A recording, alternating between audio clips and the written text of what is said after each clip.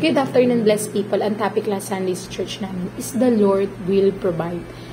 Ang lahat na nandito sa earth ay pagmamaari ng Panginoong Kristo. So whatever you ask and pray, believe that you receive and it will be given to you sa pangalan ng Panginoong Kristo. So lahat ng hihingin mo, lahat ng i-confess mo, ibibigay ng Lord kapag ikaw ay nag-surrender sa Kanya. At kapag tinanggap mo siya bilang tagapagligtas mo. Ang tao ay nasa dalawang kategorya lang. Is either under grace or under wrath. Kapag nasa kasalanan ka, hindi ka mabibless ng Lord. At kapag nasa under grace ka at sinisik mo siya, ibibless ka niya. Kaya dito, let not your heart be troubled. You believe in God. Believe also in me. Sa John 14 verse 1. For He has rescued us and has drawn us to Himself from the dominion of darkness and has transferred us to the kingdom of His beloved Son. Tayo ay nakapag-isa na sa Panginoong Jesucristo, so tayo ay bagong nilalang na kung tayo ay tinanggap natin ang Panginoong Jesucristo. Humingi ka ng malaki sa Lord at huwag kang matakot habang hinihingi mo to, kasi habang nag-worry ka at nagpipray ka at natatakot, hindi yan bibigay ng Lord. Kasi ang unbelief po ay sin. Ang kingdom po, ang kingdom mentality po ay isang word lang ang dapat mantataan. Believe.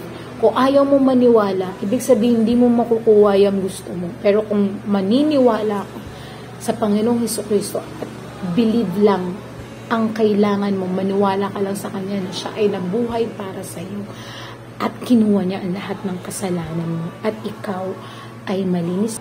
Ang katotohanan ang magpapalaya sa iyo. Kaya dito sa Isaiah 26 verse 3, you will keep him in perfect peace whose mind is stayed on you because he trusts in you. Paano ka magtitiwala sa Diyos na hindi mo kilala? Paano makikilala ang Diyos? Basa ka ng Bible. You need to seek God. Okay lang na makinig ka sa pastor. Okay lang na makinig ka sa mga pare. Or okay lang kung marami kang makitang mga information sa social media. Pero iba pa din yung ikaw. Anong sinasabi sa'yo ng Lord? Kasi kikilos ka sa revelation mo eh. Paano ka magkakaroon ng revelation kung hindi ka naman nagbabasa ng Bible?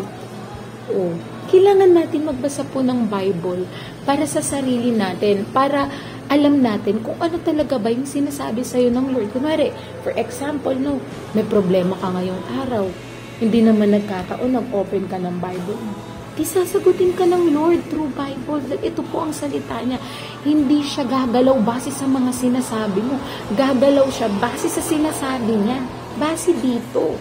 Kaya kailangan mo kilalanin ang Panginoon. Even sa pag-worship, hindi ka mag-worship kung hindi mo kilala ang Diyos. Siya ang nagbigay ng buhay mo. Kaya ka nakakahinga ngayon, dahil sa Kanya. Dito sa 1 Peter 5 verse 7, casting all your cares, all your anxiety, all your worries, and all your concern, once for all on Him.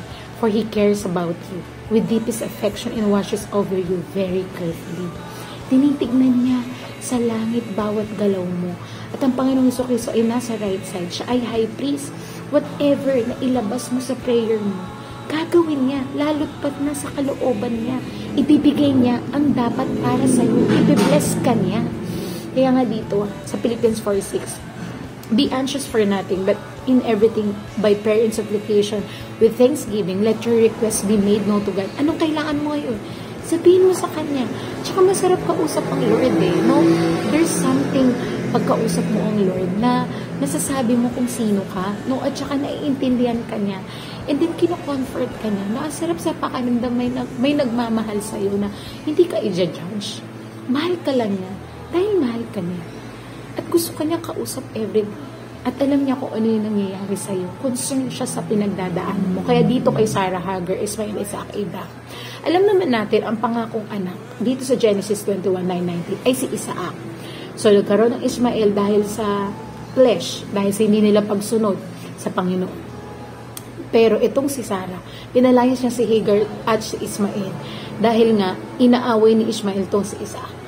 So sabi ni Abraham, nalungkot siya na papaalisin niya si Hagar at Ismael. Pero sabi ng Lord, hayaan mo siya dahil bibigyan ko din si Ismael ng sarili niyang family na dadami din ang bansa niya na sa kanya manggagaling. Ibibless din ng Lord. Kaya ito si Hagar at Ismael, nasa wilderness sila. So wala na silang tubig. So iyak na yung bata at si Hagar iyak na rin ng iyak kasi akala niya mamamatay na sila dun sa wilderness. Pero tinawag ng Lord si Hagar na, Hagar, ano po ginagawa mo? Narinig kong umiiyak ang bata si Ismael. Hindi ko siya pababayaan. Ibibless ko din si Ismael. Ganun ang Lord, no? Even if sa pangit na sitwasyon nila nagawa si Ismael, mas pinipili pa rin ng Lord na i-bless si Ismael at magkaroon ng sarili niyang bansa at ma-bless din.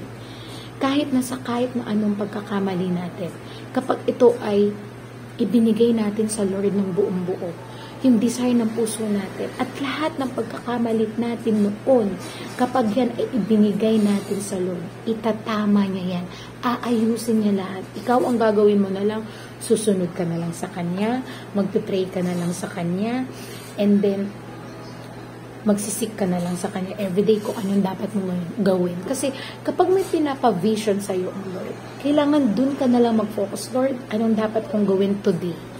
Huwag ka nang mag-focus kung saan-saan pa. Kung anong sinasabi ng Lord sa Bible, yun lang ang kailangan mo sundin. Whoever calls on the name of the Lord will be saved. Kaya the Lord will provide.